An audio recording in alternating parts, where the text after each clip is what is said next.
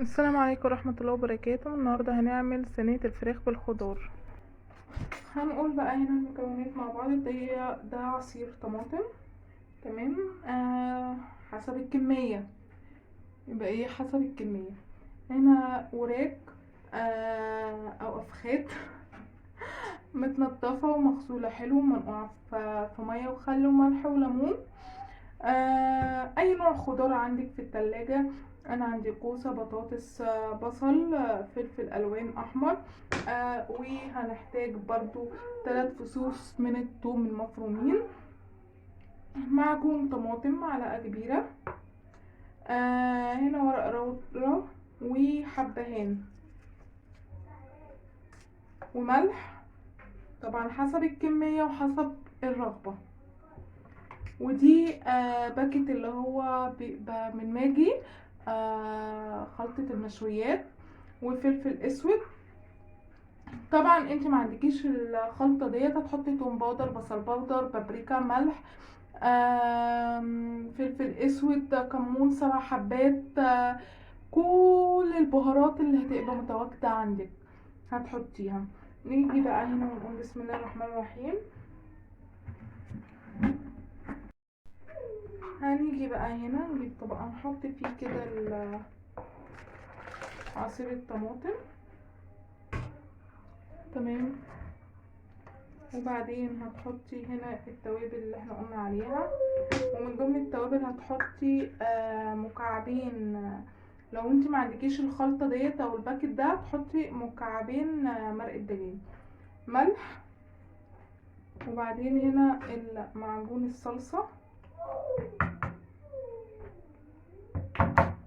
هتقلبيهم ببعض كده لحد ما تدوبي التوابل دي. بعد بقى ما دوبنا هنحط بقى ورق اللورا والحبهان برضو بالطريقه دي عشان الفراخ وريحه الزفاره. طبعا انا ما ريحتهاش زفره خالص، لان انا حطاها حوالي ساعه ونص في ميه وملح وليمون وخل، فطبعا ما بيقبلهاش ريحه الزفاره خالص. هتنزلي بقى الكوسه، البطاطس، البصل، الثوم، الفلفل،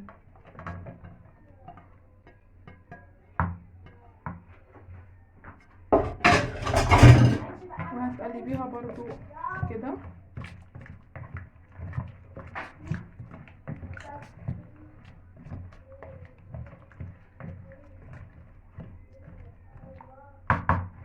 هنركن على جنب. هنجيب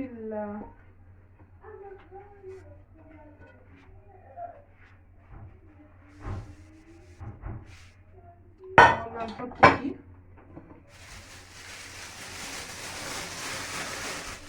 دي اكياس حراري بتتجاب من اي حته.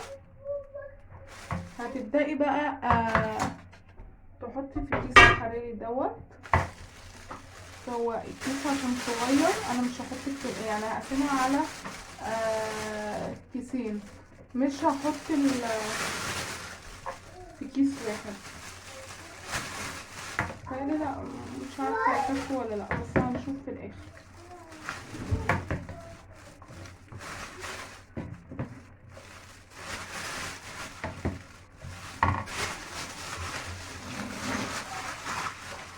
ممكن نحطهم كلهم على فكرة، ممكن يجي كلهم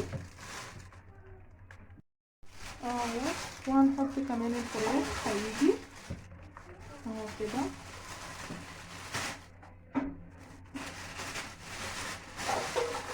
هتبدأي بقى ان انتي تعمليها كده، وهو بيبقى جاي معاه السلكة ديت اللي بتقفلي بيها. هتيجي عند اخرها وتقفلي عشان ايه الكيس يبقى ايه الحاجة جوه الكيس واخدة راحتها قوي. برمي كده وتقفلي دي. هنعمله كده. طبعا بقى انت مش هتسيبيها كده، الكيس هيفرقع، فهنعمل ايه هتبدأي تخرمي كده الكيس من فوق 4 تخرام بس 5 كده اهو بس كده. هندخله على درجة حرارة عالية، على درجة حرارة عالية حوالي 250 كده. تمام. ندخلها الفرن هنشوفها بعد ما تطلع من الفرن. وهنا اول ما طلعناه من الفرن سخن اهوت والبخار طالع منه واستوى وطعمه جميل جدا. البطاطس والكوسه والبصل وكل المكونات كلها طلعت واستوت حلو قوي. هنقدمه بقى في طبق، واستنوني في فيديو جديد وصفه جديده. ما تنسوش اللايك والشير والاشتراك وتفعيل علامه الجرس.